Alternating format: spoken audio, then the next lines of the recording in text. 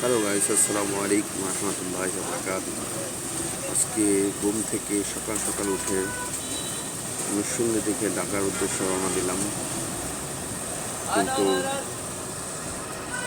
এই বাসে বসে চিন্তা করে দেখলাম যে সময় কতটা ইম্পর্টেন্ট জীবনের জন্য, কর্মের জন্য, লাইফের জন্য। প্রত্যেকটা সময়ই মানুষের চলে যাচ্ছে। তাই আল্লাহ রাব্বুল আলামিনের কাছে হাজার শুকরিয়া যে আল্লাহ রাব্বুল আলামিন যেন সময়ের কাজটা সঠিক টাইমে করার তৌফিক দান করেন। বিশেষ করে সময়ের কাজ সে সময়ই করা উচিত। সময়ের সাথে অ্যাডজাস্ট করে, সময়ের সাথে তাল মিলিয়ে চলাটাই যোগ্যতার ব্যাপার।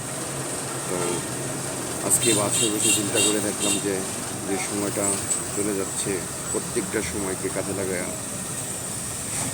নিজেকে নতুন করে নতুন আনন্দ দিয়ে গড়ে তোলা উচিত।